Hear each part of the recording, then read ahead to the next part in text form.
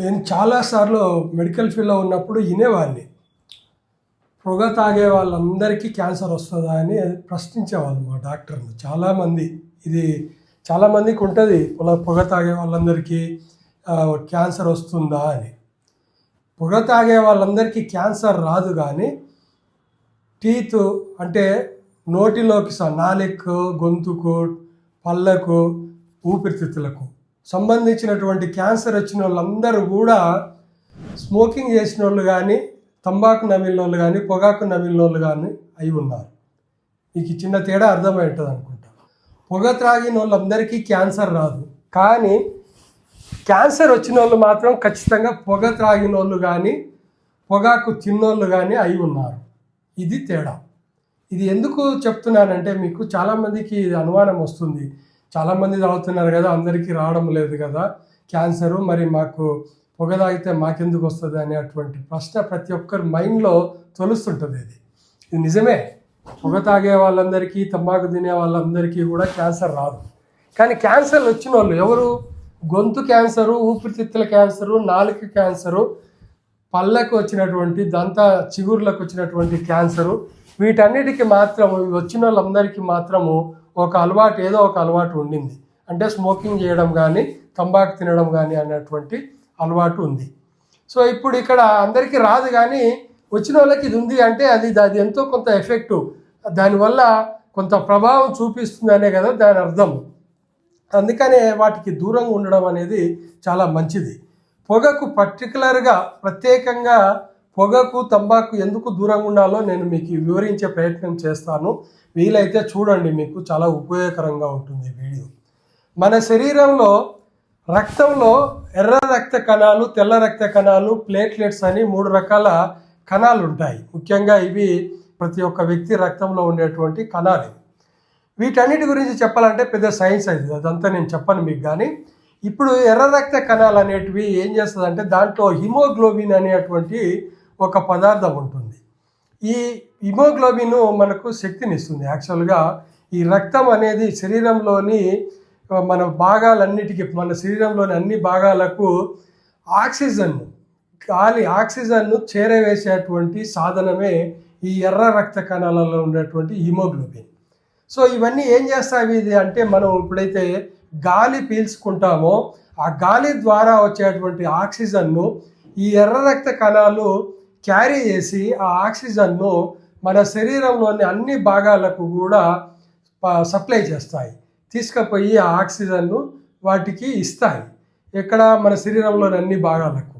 అయితే అక్కడి నుంచి మళ్ళీ అవి వదిలినటువంటి చెడు కార్బన్ డైఆక్సైడ్ను తీసుకొచ్చి ఊపిరితిత్తుల ద్వారా బయటకు వదులుతాయి. ఇది ఎర్ర రక్త కణాలు చేసేటువంటి పని. ఇప్పుడు మనము స్మోకింగ్ చేసినా, తంబాకు తిన్నా ఏమవుతుంది అంటే, ఇవి డైరెక్ట్గా ఎర్ర రక్త కణాలలోకి ఎంటర్ అవుతాయి. ఏ విధంగా? ఆక్సిజన్తో పాటు ఇవి కూడా ఎర్ర రక్త కణాలలోకి ఎంటర్ అయ్యి మొత్తం శరీరంలోని అన్ని భాగాలకు కూడా ఈ ఆక్సిజన్తో పాటు ఈ పొగ, కార్బన్ డైఆక్సైడ్ సంబంధించి, అంటే ఈ సిగరెట్ పొగకు సంబంధించింది కానీ, పొగాకు తినే వాళ్ళకు సంబంధించినటువంటి పదార్థం కానీ, అది డైరెక్ట్గా శరీరంలోని అన్ని భాగాలకు కూడా చేరుతుంది. దానివల్ల ఈ ఊపిరితిత్తుల్లో ఎక్కువగా చెడిపోవడానికి ఆస్కారం ఉంటుంది, ఎందుకంటే దాని మీద ప్రెషర్ ఎక్కువ అవుతుంది. సో అలాగే ఊపిరితిత్తులు, ఈ లంగ్స్, ఈ థ్రోటు, ఈ నాలుక, ఈ గమ్స్, వీటన్నిటికి కూడా ఎఫెక్ట్ అయ్యి క్యాన్సర్ వచ్చే అవకాశాలు ఎక్కువగా ఉంటాయి.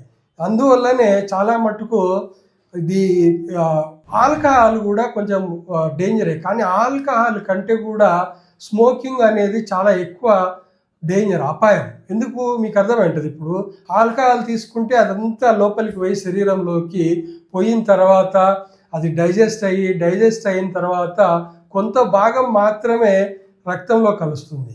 కానీ ఇదే స్మోకింగ్ విషయానికి వస్తే, స్మోకింగ్ గాలి కదా, అది మనం పీల్చినప్పుడు డైరెక్ట్గా రక్త కణాల్లోకి వెళ్ళిపోతుంది. అది ఊపిరితిత్తుల్లోకి వెళ్ళిపోయి డైరెక్ట్ రక్త కణాలలోకి వెళ్ళిపోయి రక్త కణాలలో నుంచి వివిధ భాగాలకు కూడా అది వెళ్ళిపోతుంది. సో దానివల్ల స్మోకింగ్ వల్ల ఇంకా ఆల్కహాల్ కంటే చాలా ఎక్కువ డేంజర్ ఇది. ఆల్కహాల్ కూడా డేంజరే. దానివల్ల ఆల్కహాల్ వల్ల కొన్ని అవయవాలు, అంటే లివర్ లాంటిది దెబ్బతింటే స్మోకింగ్ వల్ల చాలా శరీరంలోని అన్ని భాగాలకు కూడా అది ఎఫెక్ట్ అయ్యే ఆస్కారం ఎక్కువగా ఉంటుంది. అందువల్లనే స్మోకింగ్కు ఎంత దూరంగా ఉంటే అంత మంచిది. మన శరీరాన్ని అంతగా కాపాడుకోవచ్చు, మన ప్రాణాలను అంతగా నిలుపుకోవచ్చు. సో ఆల్కహాల్ వల్ల ఏమవుతుందంటే, ఆల్కహాల్ అనేది ఇన్సాల్యుబుల్, అంటే వాటర్లో కలవదు. అది ఏం చేస్తుంది అంటే అరగదు కూడా తొందరగా. దానివల్ల ఏమవుతుందంటే లివర్ అనేటువంటి ఆర్గాన్ మన శరీరంలో మనకు ఇటువంటి వాటిని ఆల్కహాల్, నూనె వస్తువులను అరిగించడానికి లివర్ చాలా సహాయం చేస్తుంది. సో ఎప్పుడైతే మనం ఆల్కహాల్ తీసుకుంటామో ఆ లివర్ ఎక్కువగా పనిచేయాల్సి వస్తుంది. అందుకే మీరు బాగా గమనించారో లేదో, చాలా రోజులు అంటే దీర్ఘకాలికంగా ఆల్కహాల్ తీసుకునే వాళ్ళకు లివర్ చెడిపోతుంది. ఎందుకంటే ప్రధాన కారణం దాని మీదనే ఎఫెక్ట్ ఎక్కువ పడుతుంది. శరీరంలోని లివర్ మీదనే ఆల్కహాల్ తీసుకున్నప్పుడు కానీ, ఆయిల్ వస్తువులు ఎక్కువగా తీసుకున్నప్పుడు కానీ లివర్ మీద ప్రభావం ఎక్కువ పడుతుంది. ఎందుకంటే అది ఎక్కువగా పని చేయాల్సి వస్తుంది, దాని శక్తికి మించి పని చేయాల్సి వస్తుంది, కాబట్టి అది చెడిపోతుంది. సో ఈ విధంగా మనకు స్మోకింగు, లిక్కరు, ఆల్కహాలు రెండు కూడా శరీరానికి మనకు నష్టాన్ని కలిగిస్తాయి. సో మనం తెలిసి నిప్పుల్లో ఏలు పెడితే ఏమవుతుంది? కాలుతుంది. ఇప్పుడు మనకందరికీ తెలుసు, అయినా మన ప్రభుత్వాలు దీని మీద అంతగా చర్య తీసుకోవు. ఎందుకంటే వాటికి కావాల్సింది డబ్బులే కానీ ప్రజల ఆరోగ్యం కాదు. ప్రజల ఆరోగ్యం గురించి ఆలోచించే వాళ్ళు నిజానికి వీటిని చాలా తక్కువగా వీటి మీద ప్రచారం చేస్తుంది, వీటికి తక్కువగా అందుబాటులోకి వచ్చేటట్టు చూస్తారు.